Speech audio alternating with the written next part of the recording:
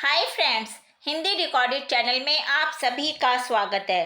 दोस्तों, अपने पिछले अध्याय में हमने कमलेश्वर के बहुचर्चित उपन्यास कितने पाकिस्तान के विषय में चर्चा की थी। उन्होंने अपने इस उपन्यास में विभाजन से जूझ रहे समाज में मरणासन मनुष्यता के इतिहास को दिखाया है।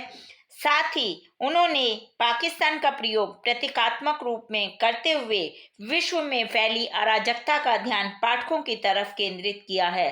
दोस्तों, इस उपन्यास को लिखते समय लेखक ने कुछ विशेष शैलियों का प्रयोग किया है।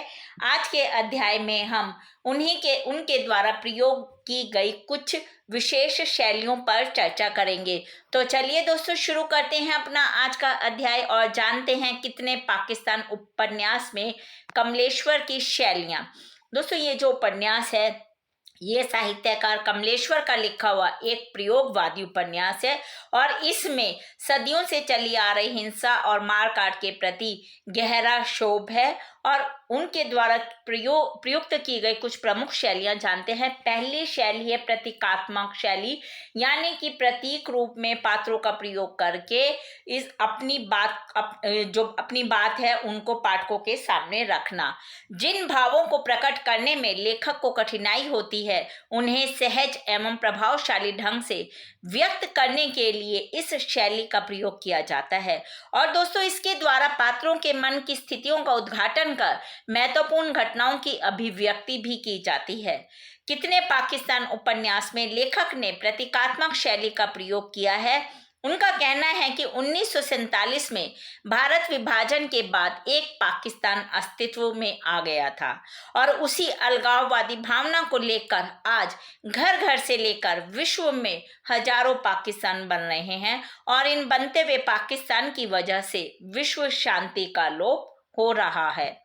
दोस्तों, युद्ध के दौरान होने वाली भीषण संहारता को भी कमलेश्वर ने प्रतीकात्मक शैली में व्यक्त किया है, किंतु उन्होंने इस बात का भी पूरा ध्यान रखा है कि घटित घटना के परिणाम में कहीं कोई फर्क नजर ना आए।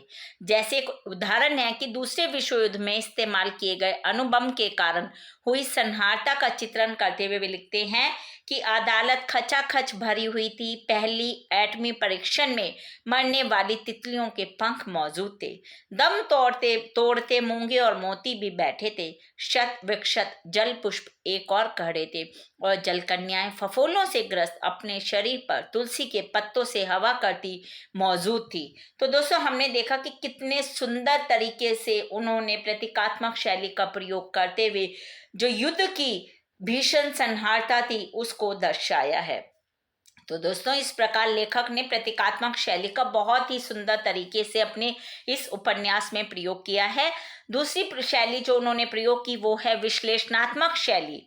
पात्रों के चेतन या चेतन विचारों को अभिव्यक्ति देने का प्रयास उपन्यासकार इस शैली में करता है। कितने पाकिस्तान उपन्यास में लेखक ने इस शैली का प्रयोग किया है। 1947 में भारत पाकिस्तान विभाजन की घटना को पाठकों के सामने रखते हुए उन्होंने मूल घटना तक जाने का प्रयास किया है, जिसके अंतर्गत राम जन्मभूमि मंदिर और बाबरी मस्जिद को लेकर आज तक हो रहे झगड़े और 17वीं शताब्दी में धर्म के नाम पर खेला गया उत्तराधिकार युद्ध, जिसमें कट्टर धर्मांध औरंगजेब की विजय, ब्रिटिशों का आगमन, जिन्ना की सहायता से द्विराष्ट्र सिद्धांत की पैरवी करना, अलगाववादी भावना से पाकिस्तान का उदय आदि घटनाओं का विश्लेषण किया है। तो दोस्तों, लेखक ने सभी घटनाओं का विश्लेषणात्मक शैली का प्रयोग करते हुए अपने इस उपन्यास में जिक्र किया है और कमलेश्वर को 17वीं सदी के उत्तराधिकार युद्ध में ही जो पाकिस्तान बनने की नींव दिखाई देती है। तो हम ये कह सकते हैं कि कमलेश्वर ने विश्लेषणात्मक शैली के अंतर्गत घटनाओं के मूल तक जाकर जितनी भी घटनाएं थी उनको स्पष्ट रूप से विश्लेषित किया है। तीसरी शैली जो उन्होंने प्रयोग की वो थी पूर्व दीप्ति शैली। जीवन के महत्वपूर्ण क्षणों में स्मृति तरंगों के माध्यम से अतीत की घटनाओं के अंधकार को लिपिबद्ध करके दीप्त किया जाता है और इस उपन्यास में लेखक ने पूर्व दीप्ति शैली का प्रयोग किया है।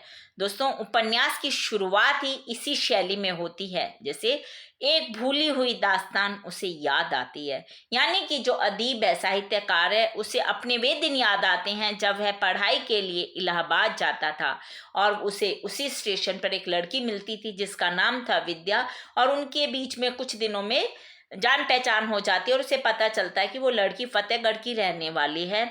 और फिर जब तीज त्योहार या छुट्टियां होती थी तो वो जब अपने घर जाते थे तो दोनों एक साथ सफर करते थे। इसलिए मिलना, प्रतीक्षा और साथ साथ सफर करना, ये सब चीजें 2 साल तक उनके बीच में चलती हैं। और जब अगले वर्ष, इन 2 सालों के बाद अगले वर्ष गर्मियों की छुट्टियों में वापस जाते समय विद्या ने अगले वर्ष पढ़ाई के लिए ना आने की बात छेड़ दी। विद्या उसको बताती है अदीप को कि वो अब अगले वर्ष से यहाँ नहीं आएगी और कानपुर प्लेटफॉर्म की तरफ मुड़ने से पहले वो अपना रुमाल गिरा देती है। और अदीब उसका रुमाल भी नहीं उठा पाया क्योंकि वह इतना समझ गया था कि विद्या की शादी तय हो गई है। तो हम देखते हैं कि लेखक ने विद्या और अदीप के बीच के भावनात्मक संबंधों पर प्रकाश डालते हुए विद्या से आगे प्रवीण बनने की घटनाओं को पूर्व दीप्ति शैली में बड़े ही सुंदर तरीके से प्रस्तुत किया है। चौथी शैली जो उन्होंने प्रयोग की अपने इस उपन्यास में वो है पत्रात्मक शैली, यानी कि पत्र द्वारा। इस शैली के अंतर्गत पात्र एक दूसरे को पत्र लिखते हैं जिसमें कथानक और चरित्र चित्रण का विकास होता है। कमलेश्वर ने भी उपन्यास में इसी शैली का प्रयोग किया है।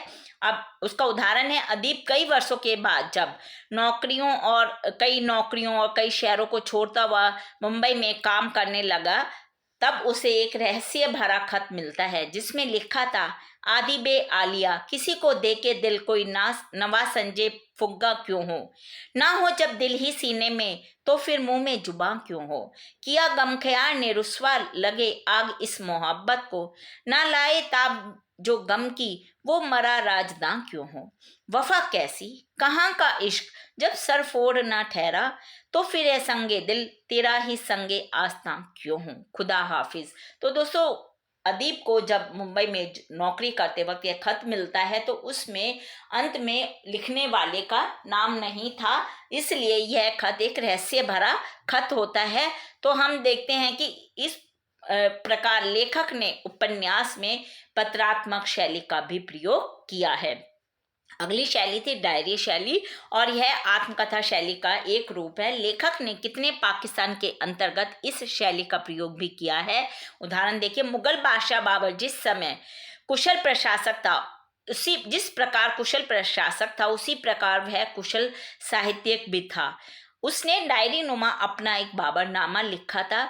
इसके लिए बाबर ने सिकरी में पानी के बीच पत्थर का एक तख्त बनवाया जिस पर बैठकर वह अपना खुद का इतिहास लिखता था या किसी से भी लिखवाता था। इस तरह कमलेश्वर ने इस उपन्यास में डायरी शैली का भी प्रयोग किया। अंतिम शैली जो उन्होंने प्रयोग की वो थी आत्मकथात्मक शैली।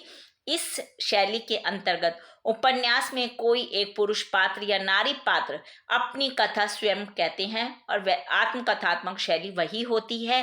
कितने पाकिस्तान में लेखक ने 17वीं सदी के दौर के बहुत से नायकों महानायकों को इस शैली के अंतर्गत चित्रित किया है।